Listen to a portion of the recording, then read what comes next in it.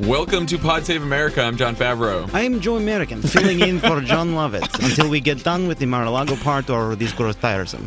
I'm Tommy Vietor. I do not understand. Welcome to Pod Save America. Why do we think these handsome men are laughing?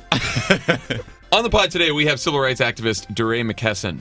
We're going to talk about the Black Lives Matter movement and organizing and protesting in general. Everyone also tune in on Wednesday, Pod Save the World. Very special Pod Save the World. I have Ben Rhodes, who was really one of the closest advisors, period, to President Obama for all 8 years. Brilliant guy. We talked about everything under the sun, including his leading of the Cuban negotiations. So it's a very cool episode. Tune in. He lets it rip, I understand. He lets it rip. Outstanding. Also, it is the last day to buy merch, guys. Yes, cottonbureau.com/crooked. I know this is already tiresome, but once it will be better when we're in the Mar-a-Lago part, and then It'll be better once people have the context for why you're doing it. Yeah, it's great. Oh, for sure. Just, Also, really quick, everyone, go download the Square Cash app if you haven't already. Because, as you know, it's the official payment app of Crooked Media. Square Cash is the simplest way to pay people back, friends, family, coworkers.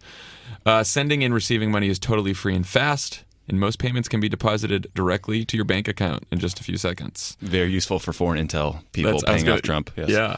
Yes, let's just say I get a little extra spending money. In the Square Cash app, link your debit or credit card, select an amount to send, type in a friend's phone number or email address to complete a payment. They'll get notification they've just received the money. That's it. No gimmicks, just cold, hard digital cash. Download the Cash app for iOS or Android today. Okay, guys. I want to start with a national security question for Tommy. Tommy, let's say that you're president and a call comes in that North Korea just launched an intermediate-range ballistic missile in the direction of South Korea. You're at your private club that you're still profiting off of as president. And you're eating dinner with the Japanese prime minister. What do you do? Do you A, go to a secure location and take the call, or B, just grab a cell and start chatting? Yeah, I think at a bare minimum, maybe you go upstairs to one of the rooms you own. I mean, the North Koreans do this stuff a lot. They tested 20 ballistic missiles in 2016 alone, and they often do it for maximum PR value and to try to get attention. So this is not new, but it's troubling. And I was thinking back to the first time this happened when we were in office. It was April 2009. We were in Prague to deliver a speech about nuclear nonproliferation, the president was, and he was woken up at 4:30 in the morning to get briefed on a missile launch. And what he did then was convene a call with the Secretary of State, the Chairman of the Joint Chiefs, his National Security Advisor, Secretary of Defense, right? And then Hillary got working, and she talked to the South Koreans, the Russians, the Chinese, the Japanese to start the process of coordinating on sanctions. So obviously we didn't solve the North Korea problem that day or any day after, but that's kind of the play you run in response to this sort of provocative act. Now, Trump, let's set aside the irony of him running an entire election based on Hillary's email security, right? Trump and his goons running around trying to manage this thing in an unsecure, crowded restaurant is just absurd. It's a horrendous process. And the result was equally as bad because he made this statement with the Japanese prime minister where Abe did all the talking. Trump didn't condemn the launch. He didn't mention South Korea. They didn't issue a joint statement. He kind of just made this clunky aside comment. Aside from the OPSEC here, let's separate them both out, right? What is OPSEC? What is OPSEC? You're speaking in these coded words. The operational security. Let's talk about the substance of the so let's do the substance of the response and of North Korea, because you were telling us that this scared the shit out of you. Well, I mean, the operational security side, we don't know what documents they were looking at. They probably weren't waving around classified matters. It was probably they were looking at a statement. So whatever. Let's set that aside because we just don't know.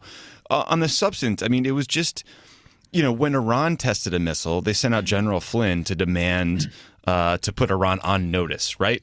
The statement from Trump was kind of half-assed and weird, and it didn't really work. And it's just, substantively, when the North Koreans launch a missile like this, they're not just doing it for the sake of doing it. They're usually testing something that you can then apply to a future weapon system. So they're trying to get to a place where they can put a nuclear warhead on an intercontinental ballistic missile that could reach the United States. They don't currently have that capability. We don't think the mid-range missiles they have could hit Guam, but they could certainly hit Japan or South Korea. But it's a very real threat. And this might be the biggest threat Trump faces as president. Is when they hit this threshold of a nuclear device that they can deliver on an ICBM, and we're not his response was just ad hoc, and it didn't do anything to reassure our allies.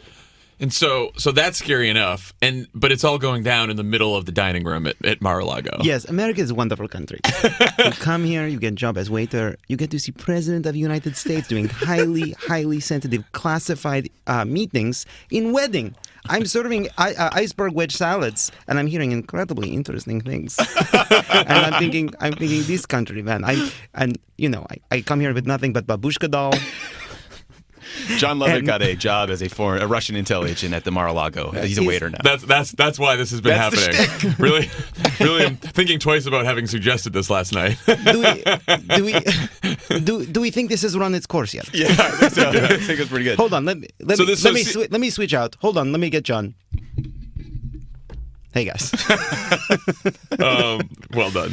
So good job. CNN had this story last night about what was going on at Mar-a-Lago. I mean, just reading a few things from the story. As Mar-a-Lago's wealthy members looked on from their tables, and with a keyboard player crooning in the background, Trump and Abe's evening meal quickly morphed into a strategy session. The decision-making on full view to fellow diners, as described in detail to CNN. The patio was lit only with candles and moonlight, so aides used the camera lights on their phones to help the stone-faced Trump and Abe read through the documents.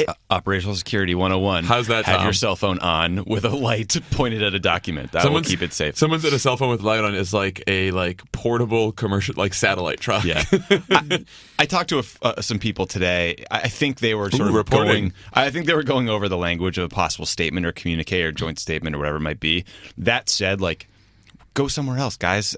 He loves being in the center of a play about him. Right? He loves this. This is the coolest thing ever to Almost be as if playing he was president. a reality television star. Exactly. This was it was actually breathtaking. It is. I was reading it and I was just gasping alone in my house. There's some dingus who's a member of Mar-a-Lago took a picture with the guy holding the nuclear football. I saw that. You have people taking photos. Regardless of whether it's classified or not, this is really sensitive. It's actually really useful information for our adversaries to see how decisions are made in real time.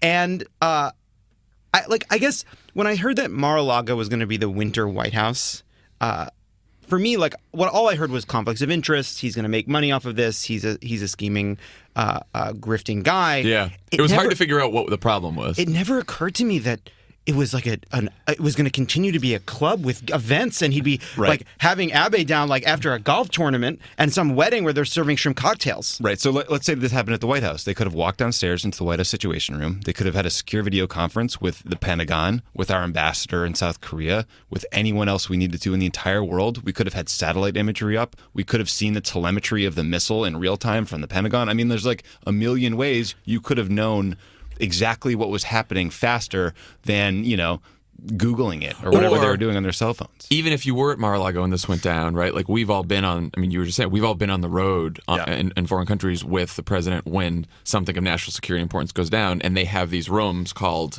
skiffs. Yeah, you have a secure room. Basically, you take over an entire hotel room. You set up a tent so no one can monitor you via video. There's sound machines so no one can listen to the audio. You have secure communications capability. It's a great make work when you're on the road because the president needs to get his PDB. That said, he should, but he's go not to even, the White House, man. But he's not even on the road. I know. They're clearly He's in the United planning. States. They're clearly planning to use Mar-a-Lago, which means the national security apparatus should be setting up rooms there permanently to have these conversations the same way Bush did at Crawford, when he was wrecking things. And they may be doing that, but it's not prepared. And if it was prepared, why they didn't simply retire down to that room is a mystery to me. And just the hypocrisy of the campaign. I know. The campaign was about her fucking emails. I know everyone's been saying this, but it's so... Well, there's a bigger problem with the NSC, and I don't know if you want to transition into that now, but it's gotten a lot of attention. I want to... The one more funny part is this goes to the pay-to-play part. Uh-huh. At one point, as this all is happening, there's a wedding at Mar-a-Lago as well, and so Trump says to the Trump wants to go see the wedding, so he takes the Japanese prime minister and he said, I said to the prime minister of Japan, I said, come on, Shinzo, let's go over and say hello. First of all, you're not really supposed to call him by his first name. You know what? Yeah, that's okay. That's okay. Let's not worry about that part because you're getting to the best part. Come on, Shinzo. So they go over there and he says, they've been members of this club for a long time, Trump said of the newlyweds. They've paid me a fortune. Great. Come meet him. It's so sad that all these foreign leaders are going to come to this country, they're going to meet with our president, and they're going to go home, and they're going to be like, guys, it's fucking nuts. And it's as nuts as you think it is. And it's going to be most embarrassing, like imagining the foreign leaders call each other. Yes, you know, like Abe calls Merkel and was like, "You wouldn't believe what just happened this weekend."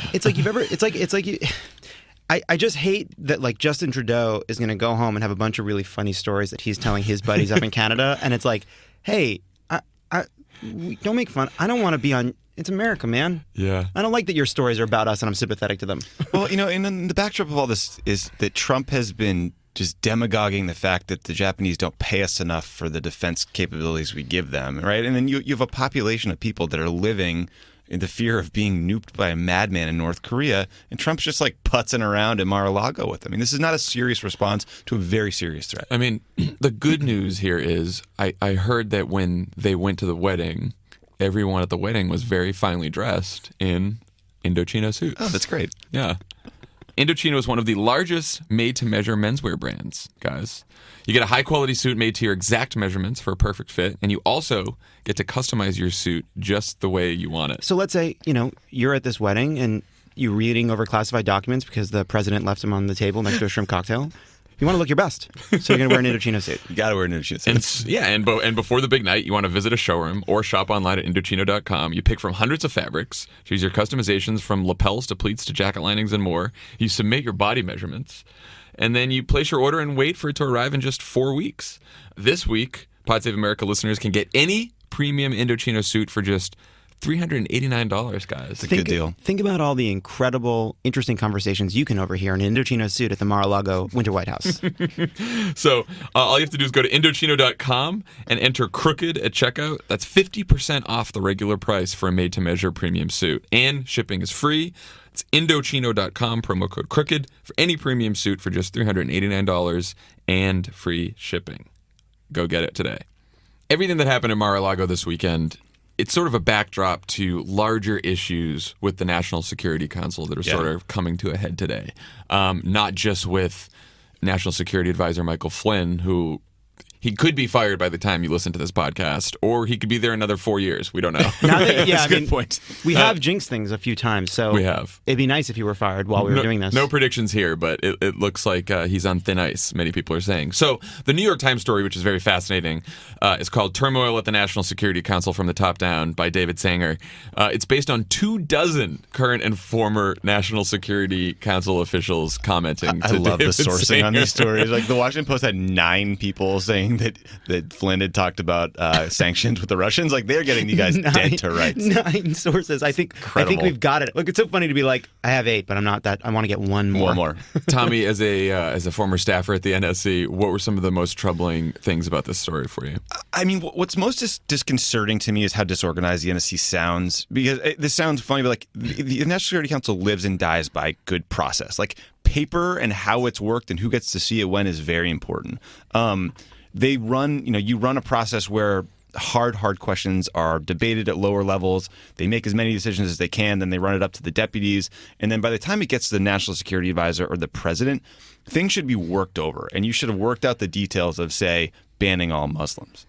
But like, tell me what the National Security Council does. Like it is a bunch of different agencies, and the NSC, the National Security Advisor, is charged with convening all the relevant component parts of the government that do national security. So when General Flynn hosts a principals committee meeting with Steve Bannon on his right, he's got the Secretary of Defense, DOD, State Department, like the intelligence community, all the relevant players, and they come together to make these decisions. It just sounds like These meetings are not happening on a regular basis. The staff is full of career people that come over from agencies. They're really apolitical professionals. Those people are all running out of the building because they don't like the way things are run. They feel like it's being politicized. And frankly, it sounds like no one wants to work for General Flynn, who himself is probably not ready to lead this organization. You see that people are bringing "Make America Great" mugs to national security meetings. Yeah, which is a small, silly point, but it's just like it's sort of like indicative of the overall feeling here. And also, like, well, the scarier point is I saw that they said that Steve Bannon is like convening a shadow national security council without some of the career experts. Yeah, and who knows who's in that? This stuff was happening with Cheney, right? He was run his own shadow process, and it's a disaster. Like, a good process doesn't guarantee a good outcome, but a bad process guarantees a bad outcome. And like, you also read that there are insider threat programs going on where they're investigating people within the NSC to see if they're leaking. Meanwhile, Flynn's leaking to the Russians about sanctions relief. And Donald Trump is using a compromised Android phone at Mar-a-Lago to make national security decisions. It's a problem. I was saying this last night. You know, we read the news to get ready for this podcast. At least I try to. I rely on John and Tommy to do most of the work.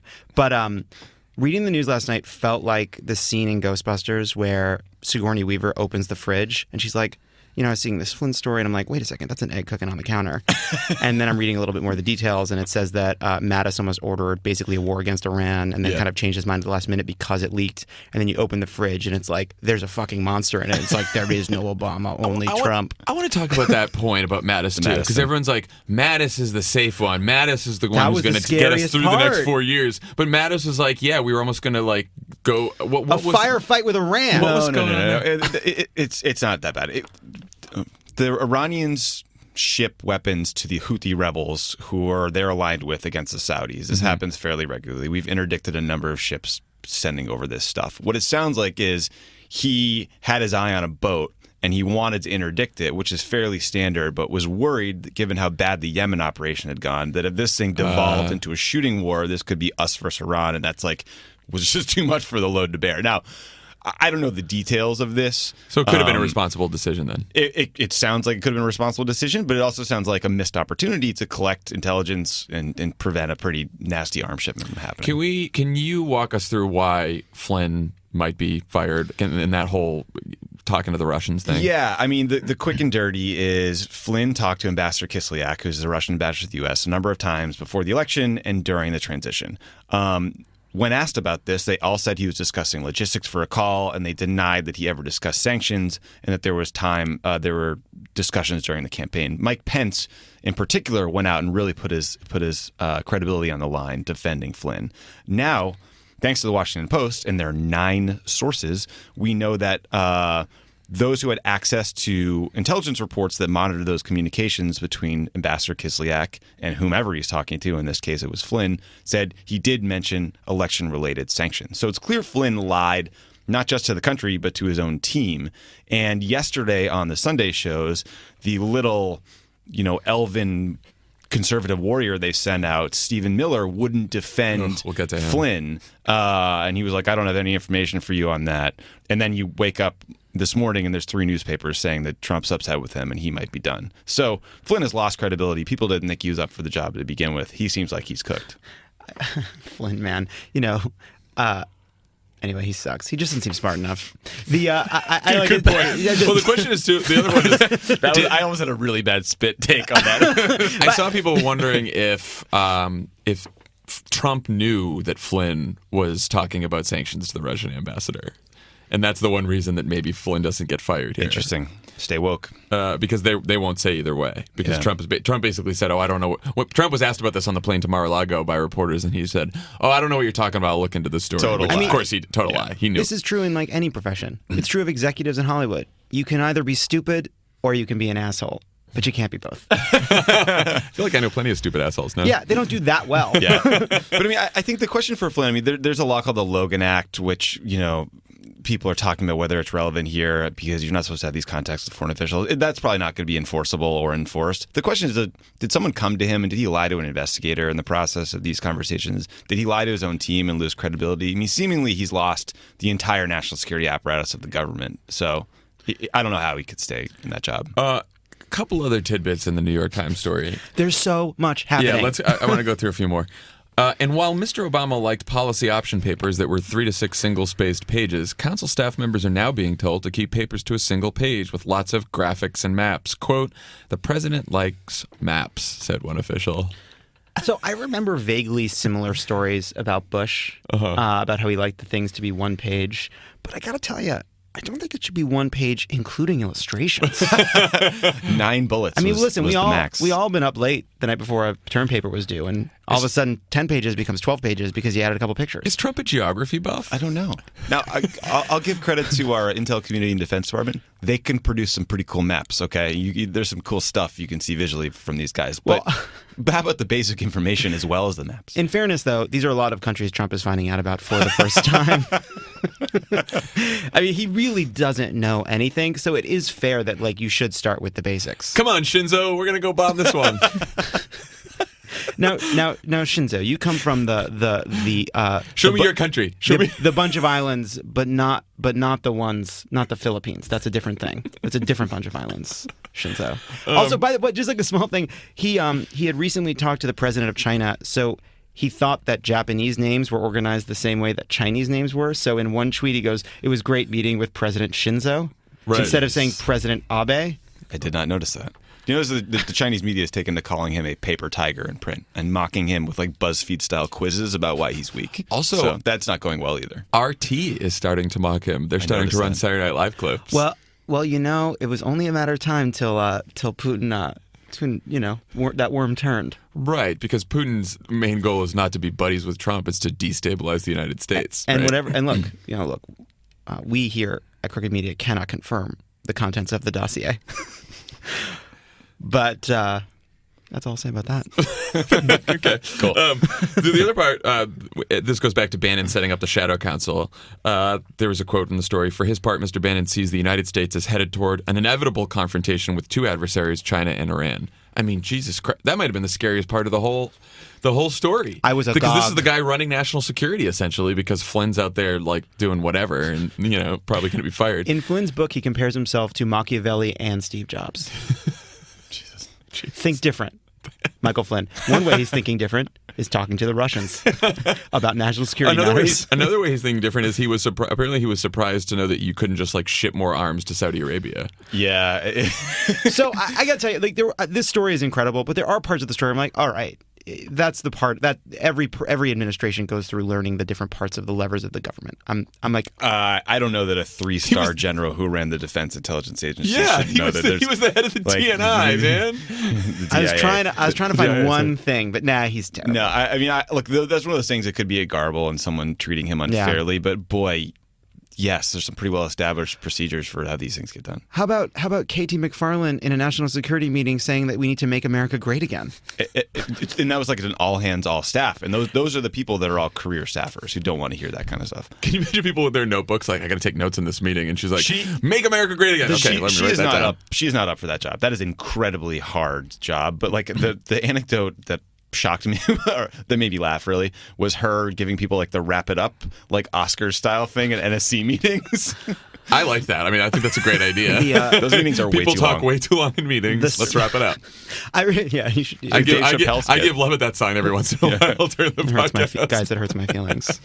You guys, I don't think you all realize how often my feelings are hurt while recording the podcast. Are we gonna sit down on the couch again? But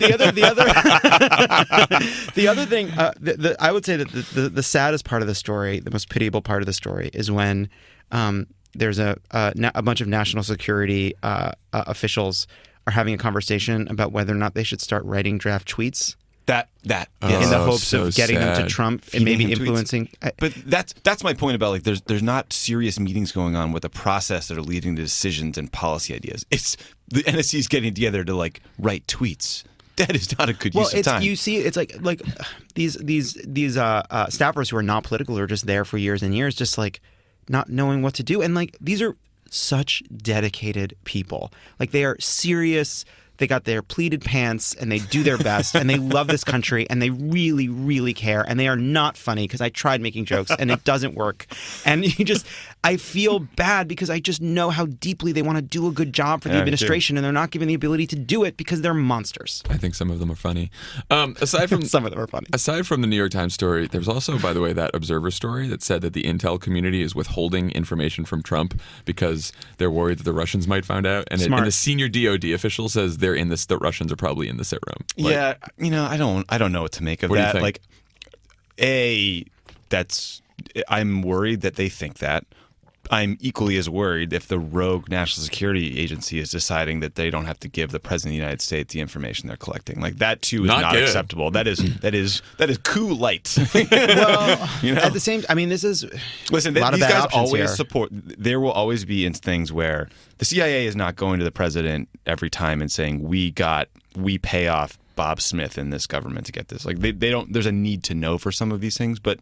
The goal of intelligence is to help you make a better decision, and they need to give him everything he needs to make good decisions. Yeah. So Flynn's on the ropes, possibly, but apparently he's not the only one. Our friend Reince Priebus is in a little bit of trouble. The guy that runs. Can I? Want to do this? I'll do this. Ruddy. This because this gave me such joy, Schadenfreude, if you will. Yes, yeah. So is that a Russian word? Just kidding. So Trump gets a Friday night drink. Well, Trump has a soda, and this guy, the head of Newsmax, Chris Ruddy, who's his old friend, they have a 30-minute jam sesh. And then, of course, Chris Ruddy goes to Twitter and goes like, just had which is just so pathetic. But he goes to Twitter and he's like, just had a 30-minute conversation with President Donald Trump. He's got this thing in hand. That's like legitimately what he said. Okay, so they have a 30-minute conversation. Then all of a sudden, over the next 2 days, Chris Ruddy takes to the streets telling anybody who will listen, Reince Priebus has to go. Reince Priebus is dropping the ball. It's all Reince Priebus' fault. He's the one who failed on the executive order. He's the one who can't wrangle process. He can't tell the president, no, he's not up to this job. Reince must go. Reince must go. Now, I don't know about you, but that does not seem like a coincidence to me. No. It seems as though Trump spent time with Chris Ruddy to give him this. Look, we don't know what that conversation was, but Chris Ruddy clearly came away from that conversation saying it's my job to go on television and make Reince Priebus look terrible. Yeah. The only bit of context I'd add here is that Newsmax was doing fake news before fake news was cool. Like, they are garbage. Oh, yeah. But, clearly this guy has access. But there was also that Politico story that said that Trump was a little annoyed with Reince, and also, of course, our boy Sean Spicer. So Flynn, Priebus, Spicer. The Politico story also interestingly said that the only people that Trump really likes are Bannon and Gary Cohn because they've made a lot of money. Amazing. Yeah. And best anecdote. And Gary Cohn is like one of the people rumored to be possible chief of staff, if you know. Well, and Gary Cohn is a Democrat, but he's also unless he's murdered in the middle of the night by Kellyanne Conway. Former president of Goldman Sachs, Gary Cohn, is now like the most important person in making economic policy. I cannot tell you how satisfying it is to watch Reince Priebus be raked over the coals. Not the first person to make a deal with Donald Trump and then be ruined by it. So for all these Trump staffers who aren't sleeping well at night because you're worried that you might wake up the next day and find out in a tweet from the president that you're no longer working at the White House, may we suggest to get a better night's sleep, Parachute. Some great sheets. So yeah, one of our new sponsors to Pod Save America is Parachute. Parachute makes modern bedding for a more comfortable home, and their 60-night trial means that you can test run your sheets for 2 whole months. And this is a social good thing. If you don't love your new bedding, send it back, no questions asked, and they donate these returns to Habitat for Humanity. Tommy, you've recently... Yeah. After a week on the road, I came home to my brand new Parachute seats, and I got the linen ones. I have to tell you, these things are incredible. It was like the most comfortable night's sleep I have had in, I can't even tell you how long. Like, they are... I didn't expect linen sheets to be better, but they are. They're just like cool and comfortable and awesome sheets. So maybe if like Sean Spicer had a set of Parachute sheets, he wouldn't need a unisom to escape the grim reality of his life. Can Sean use the sheets as an actual parachute? Because when he is tossed out of Air Force One. Because honestly, Sean closing his eyes and trying to fantasize about another life is just not working anymore. There's nothing that is helping him get to sleep. He is so caffeinated. He is so broken. the only thing that could help him is just a soft set of parachute sheets. To get some, visit parachutehome.com/crooked to get free shipping and returns on Parachute's comfy bedding. Have you made a deal with the devil and you're having trouble sleeping? Again, visit parachute.com/crooked to get free shipping and returns. They are awesome sheets, seriously. One person who is not worried about his job in the White House is 31-year-old senior advisor on policy and top speechwriter Stephen Miller. This guy is quite a fucking character, let me tell you. It's so dark. A native of Santa Monica, right here in Los Angeles, went to, like, Stephen Miller's, if you look at his whole backstory, it is like such a story of like conservative oppression. This kid was so oppressed at liberal Santa Monica High School because he had to go to school with Latinos and Asians. Right. And not everyone was speaking English all the time. So he decided to mock them. Yeah, he had trouble making friends because of his ideology. Yeah, sure, Steve.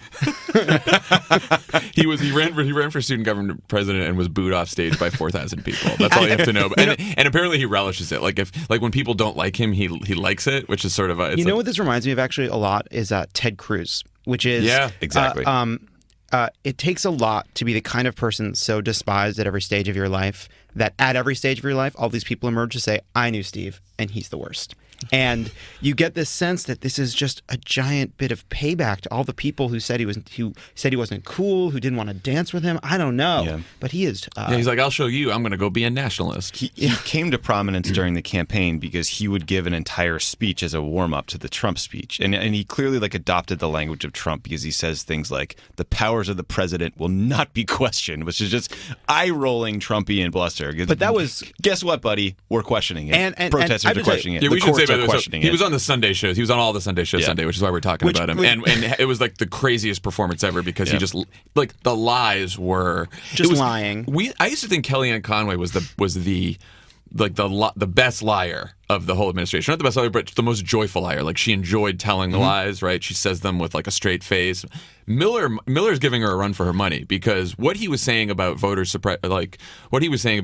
fraud was, he didn't just say the lie. He then said, and I'm right, George, and it is an indisputable fact, and I will go on any show anytime to repeat these claims. Blah, blah. You know what? Stephen Miller should come on this show. We'll be happy to talk about voter fraud with him. Come on, buddy. We are happy to talk to you about voter fraud because everything you said was a fucking lie. And the thing is also, at least with Kellyanne Conway, there's some pathos. You can see that it's wearing on her. She's constantly talking about how aggrieved she is. There's a real kind of sense of fear in her eyes. Stephen Miller has some dead eyes up there. And it's also really strange to hear this kind of nationalistic Breitbart language with a Santa Monica, California accent. We're going to stop voter fraud. The president will not be questioned. One of their favorite new things is saying that thousands of people were bused from Massachusetts to New Hampshire, and that changed the result there. Someone tweeted that there were 800 legal observers in New Hampshire, 6,000 election workers. The AG's office looked into it. There were cops. There was not a single report of buses or voter fraud. And the reason this is important, guys, is because these kind of allegations are setting up voter suppression efforts that we need to watch going forward because they're going to try to use them to win more elections. And there's one more fact, too. I believe Donald Trump could question the results of New Hampshire. He could have done it for $500. You could have filed a report on these. And so could have, what's her name? The Republican who lost to Hassan. Stephen Miller. Hassan.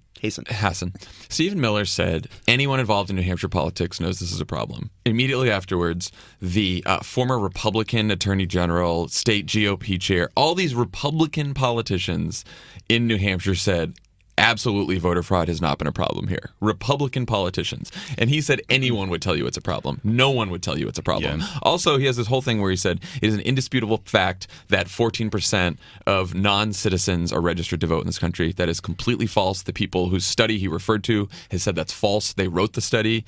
And he was so sure that it's true. It is not true. These people are such bad people. We're just this guy should not be in the White House. I sort of wish that some of the Sunday show hosts were armed with a few more of these facts on voter fraud because, at some point you can't have that. You only have 10 minutes with him, so you can't keep going. They were pretty, I watched the George was angry. George was very angry. He didn't have, but he said something, you provide the evidence, and of course Stephen Miller has no evidence because there is no evidence. Yeah, man. It's just Stephen Miller's on the rise. All the worst people are just empowered. It is really bad. Yeah, and Trump loves him now because he's willing to lie for him. One more thing. One more Republican to complain about outside the administration before we get to our guest. I don't even know what this is. This is Jason Chaffetz. Oh, God. So the town halls are going very well. Mm-hmm. And by the way, guys, next week is recess, congressional recess. We'll probably give you some more information because it's going to be very important to get to all of your congresspersons' town halls. In fact, someone on Laura Olin on Twitter, who had worked on the Obama campaign at some point, she had a good suggestion, which is that if your representatives don't hold a town hall next week, you should hold one yourself. I love that. Invite them, make it public, gather a crowd, take some photos. Like, it's a good idea because there are going to be. We were looking around here next week, and there's some. Like, the Republicans around here have already had their town halls. Yeah, sorry, Darrell. I say you're not going Darrell, to see our been shining great. faces. But if your representative is not holding a town hall, you should just hold one yourself. So there's these town halls are happening, and in places like Utah, where Jason Chaffetz represents Utah's 3rd district, he goes to his town hall and he is overwhelmed with people there who were just, complaining about him wanting to repeal the Affordable Care Act, complaining about him not investigating Trump, even though he's the head of the Oversight Committee. And so Chaffetz is interviewed, and he says, this was more of a paid attempt to bully and intimidate me rather than a true showcase of how voters felt in his district. He called them paid protesters. Then you look at some of the videos, and it's like a 10-year-old girl. I watched this thing, and the people raised their hand and said, "Hi, my name is Sarah, and I just want you to know I am not a paid protester. I am a constituent, and I'm here to talk to you." This was as rough and tumble and real as it gets. I mean, these were not. The paid protester thing is so stupid. It's so stupid, but it's also so sinister. It's like these people take time out of their day to come to a town hall and talk to their representative about what bothers them, and then he's too much of a coward to tell them that they're paid protesters to their face. He goes to the press afterwards and tells the world that these people who took time out of their day to go see him are being paid money to do so. He goes to In-N-Out with a Washington Post reporter, and he rags on his constituents as some big DC media. Five Guys. And actually, I will Five say, Guys. and also, it was especially disappointing because I have to say, watching Chaffetz up there, he really did take a lot of questions. He talked to a lot of people who opposed him. He did actually, I think, handle it the way I think a congressperson should handle it. I mean, just to give him credit for 1 second, and then to turn around and say none of it was real is ridiculous. Don't you think that Evan McMullin should run against Jason Chaffetz? Yep.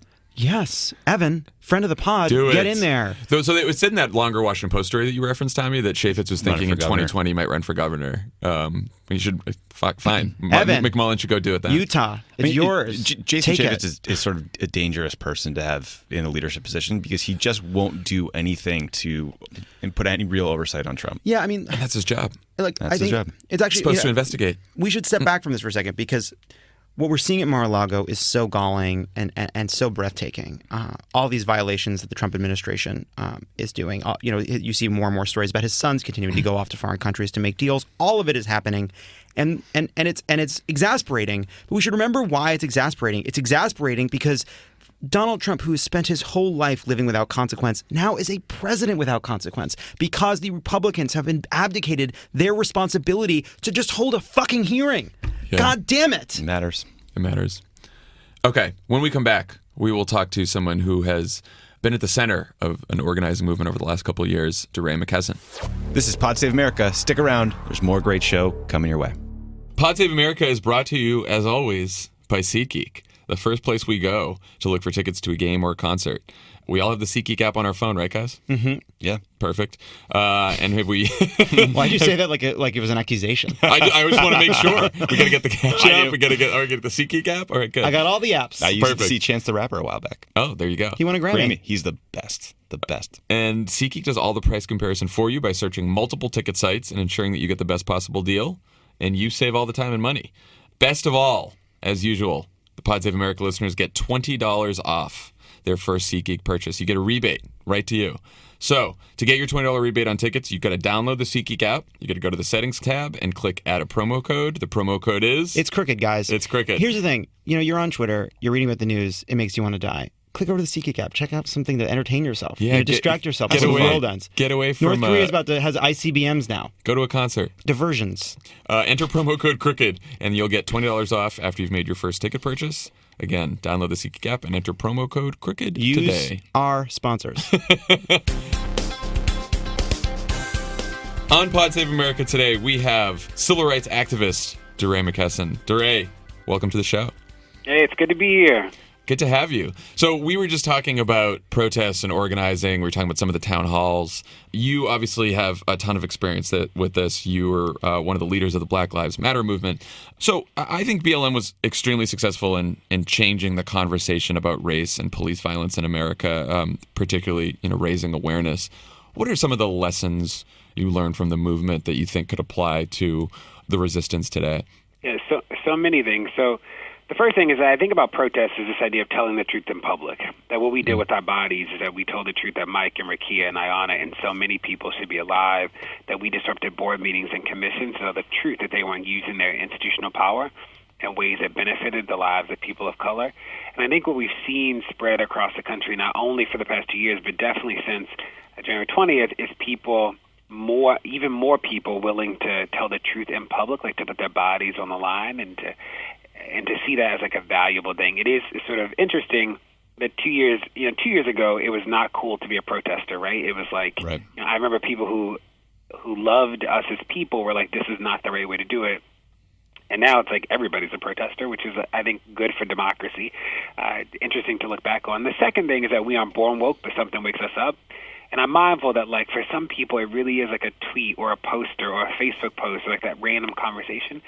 And it reminds me that, like, it's sometimes the small stuff that, like, helps people understand that they have a stake in this.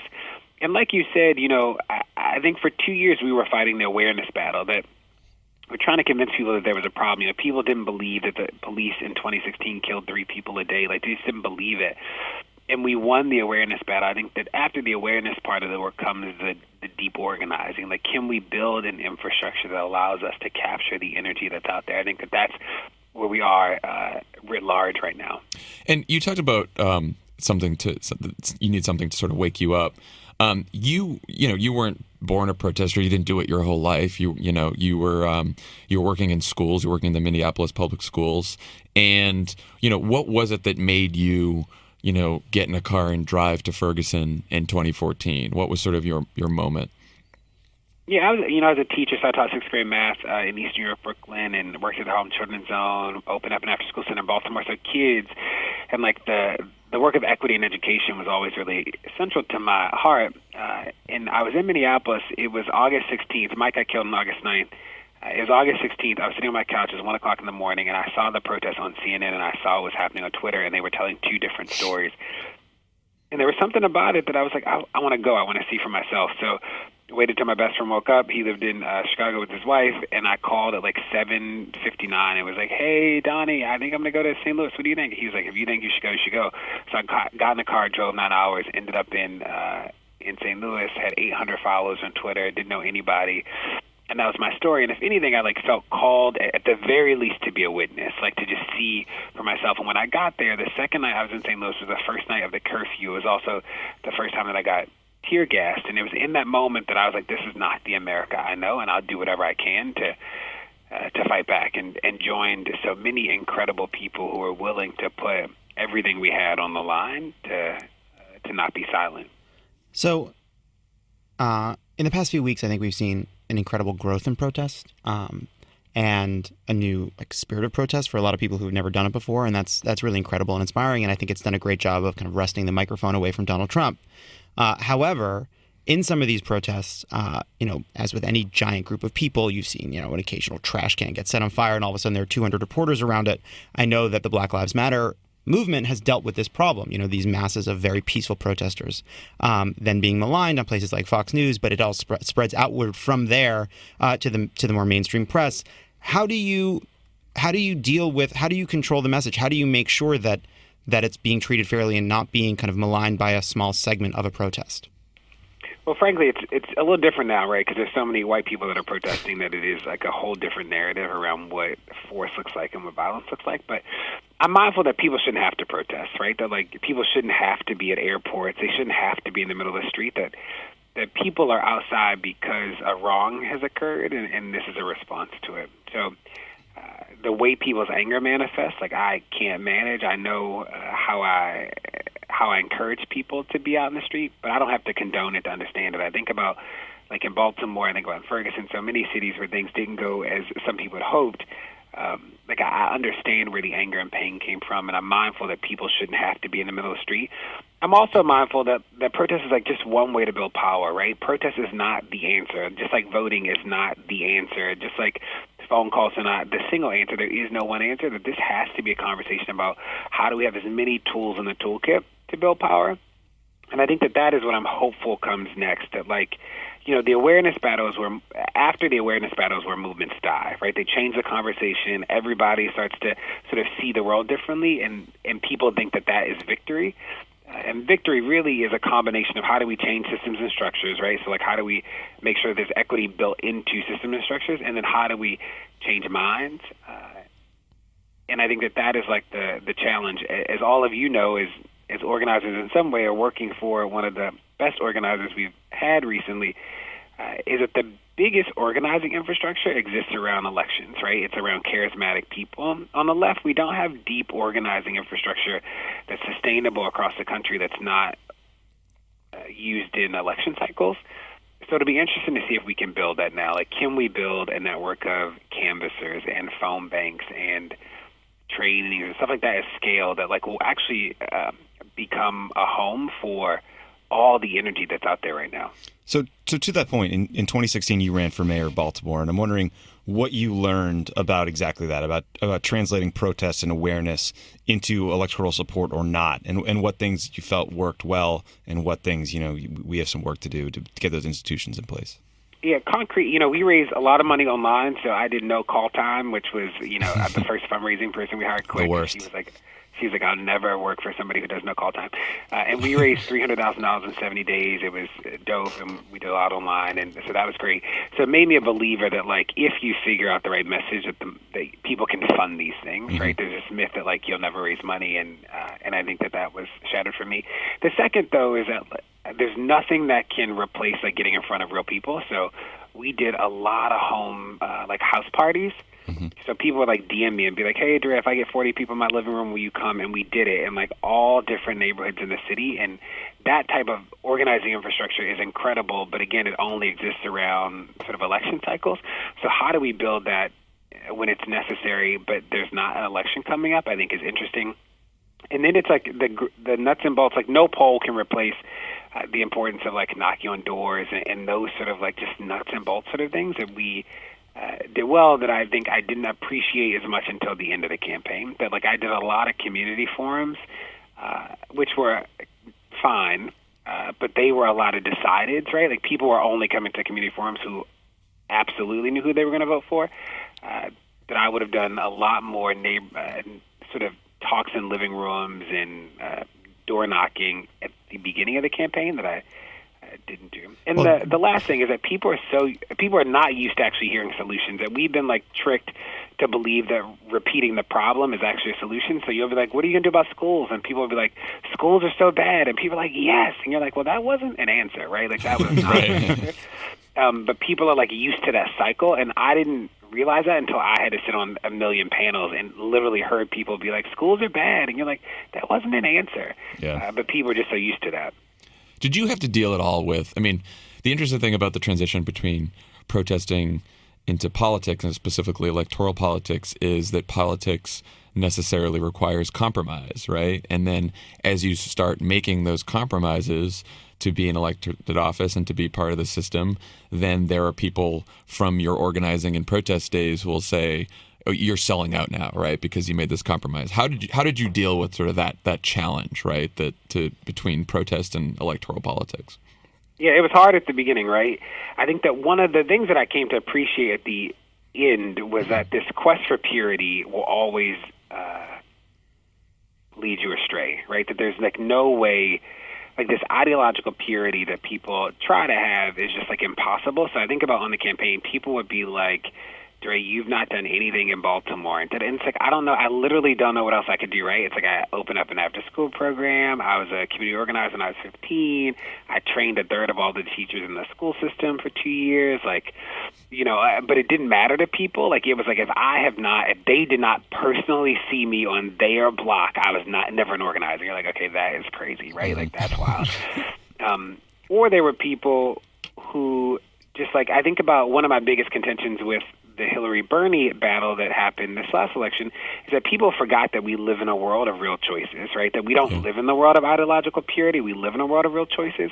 And like the false equivalencies that happened around that campaign were really hard. And I came out supporting Hillary in the end, and people were like, "You sell out," and you're like, "Well, I don't know what.